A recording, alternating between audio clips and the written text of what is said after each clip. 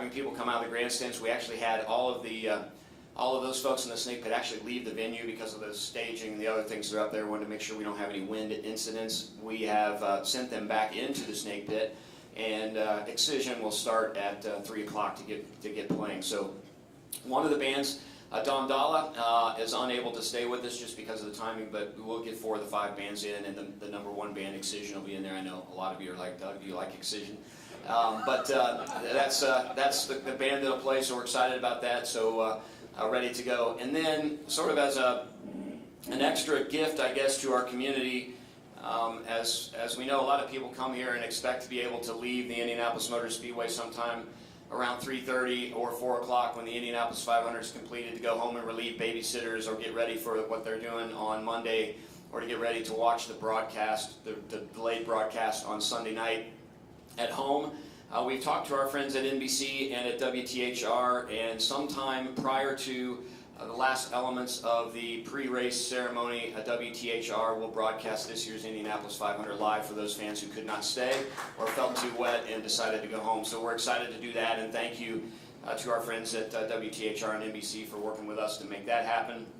Also want to give a big shout out to Radio 1 and everybody at the Indianapolis Motor Speedway Radio Network, which is an unbelievable way to experience the race. And when we're not broadcast live, it is the only way to hear it live for all that they do. Many of our fans in the grandstands, we communicated to them as we were going through this through the radio network, and it's a really powerful way to explore the Indianapolis 500, and we want to thank them for continuing to broadcast here and be such a good partner. But that's really all we've got right now. Timing-wise, we're just going to do the best we can to get this thing dried and try and get things started. We'll keep you updated on track. I think you'll start to see it lightening up here pretty quickly, and with that, happy to take any questions. Yeah, Mike? Live on Channel 13 will also be on Peacock? That's a great question. The question was, would it be live on, if it's live on Channel 13, would it be live on Peacock? I believe the answer to that is yes. I'll follow up and make sure that that is the case.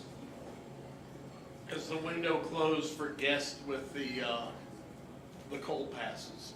The window has closed for the guests with cold passes, so that we were able to get through most of that this morning.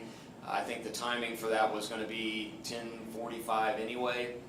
And I think in order to get the race completed, we need to just focus on those essential personnel that need to be getting cars ready and getting the track ready. With all the track drying equipment, it's going to be really difficult to have a lot of others on there. So hopefully those folks had an opportunity to get out there this morning. And right now we're focused on just getting a race in for the 300,000 plus people that'll be in the grandstands.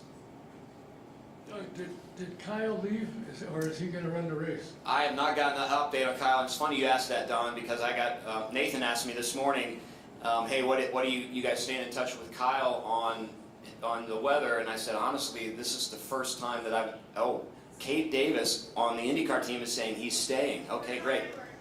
What's that?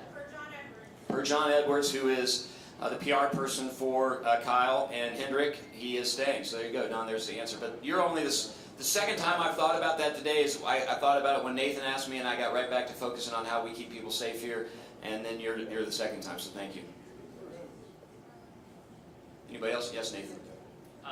Do you guys have any better idea on when this second wave of storms is likely to come through this evening? Right now, I think they say it should be sometime after 8, and maybe even later than that is the most recent update that we've gotten, so feeling pretty comfortable in that. Again, we'll just have to continue to watch it, and if it comes through with lightning, we're going to be in one of those situations again where we want to make sure we give people enough time to get out of the racetrack. But right now, it looks clear, and we feel like we can get 500 miles in. Thank you.